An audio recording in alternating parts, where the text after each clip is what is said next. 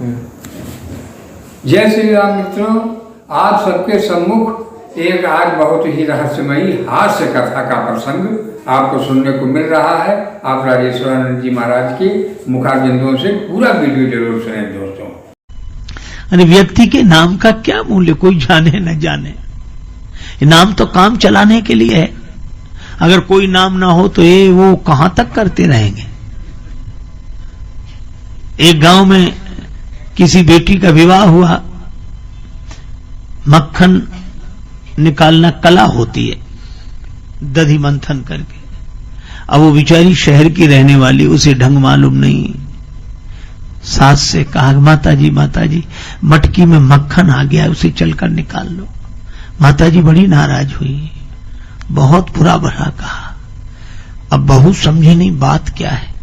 सही बात यह थी कि बहू के ससुर का नाम था मक्खन लाल।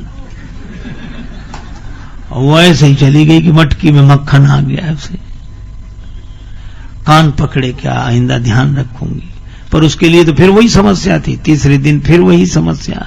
तो गई, बोले माता जी मटकी में वो परसों क्या। अब वो फिर नाम लेना पड़े तो यही बोली कि माता जी मटकी में ससुर जी आ गए, उन्हें चलकर निकाल लो। तो हम लोगों के नाम तो काम चलाने के लिए हैं।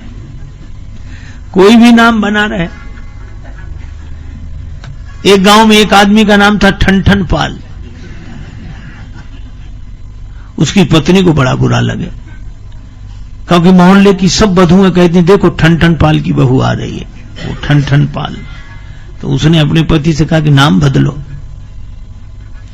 पति ने कहा कि नाम में क्या रखा है, कुछ भी बना रहे। नहीं बदलो, नहीं तो मैं घर बदल कर चली जाऊंगी, मायके चली जाऊंगी।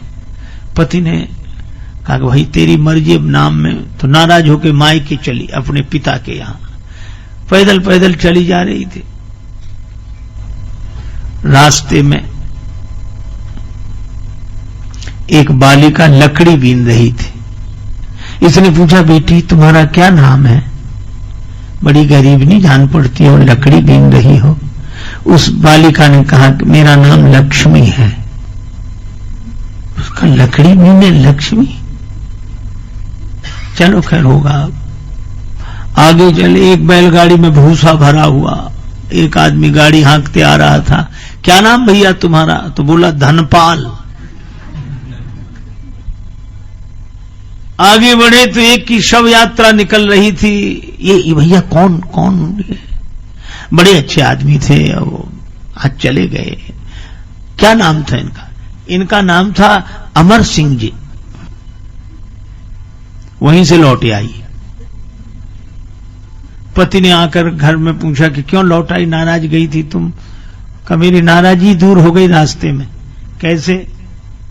तो उसने कहा कि लकड़ी बीने लक्ष्मी और भूस ढोवे धनपाल, और अमर सिंह तो मर गए तो भले मेरे ठन पाल। जब यही सब होना है, लेकिन बड़ी कठिनाई। भक्तों के बीच में भक्ति बढ़े। कबीरा तेरी झोपड़ी गलकट्टों के पास, जो करेंगे सो भरेंगे, तू क्यों हो तो उदास। बड़ा मुश्किल है केर बेर का संग। कबीरदास जी बैठे, बगल में वेश्या की हवेली। अब उसी समय वहां नाच गान हो, इधर कबीरदास जी झीनी झीनी बीनी चदरिया।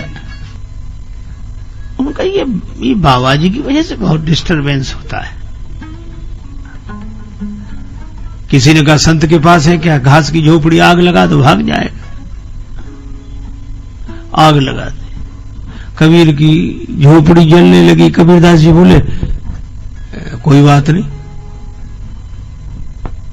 बाहर मैदान में बैठ के भजन करेंगे। झोपड़ी में आग लग जाए तो क्या, मैदान को तो कोई कुछ कर नहीं रहा। मैदान में बैठ गए। भगवान की लीला ऐसी, हवा चली, घास फूस के झोपड़े उसकी हवेली पे गिरे, आग लग गई, सब भाग गए। अब वो आई, चरणों में गिर गई, बाबा बचाओ बचाओ।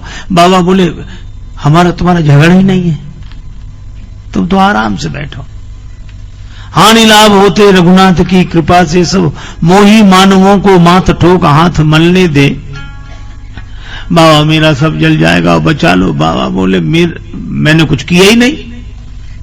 तो फिर कबीरदास जी बोले तेरे यारों ने मेरी झोपड़ी में लगाई आग, अब मेरे यार के भी जरा अरमा निकलने दे। तो मित्रों, आपने इस कथा को सुना, आपको कैसा लगा आप हमें कमेंट के माध्यम से जरूर बताएं और हम आपके कमेंट के इंतजार में रहेंगे। हमको लिखकर बताएं कि किस प्रकार की क्या प्रकरण आप सुनना चाहेंगे। हम आपको अच्छी अच्छी कथाएं जरूर देते रहेंगे और आप सभी हमारे चैनल पे सब्सक्राइब करते रहें और लाइव वीडियो को शेयर भी करें। ज़्यादा से ज़्यादा संख्या में जुड़ें, जिससे जीवन की महत्वपूर्ण बातें आपको और बहुत मार्मिक प्रसंग आपको मिलें। धन्यवाद।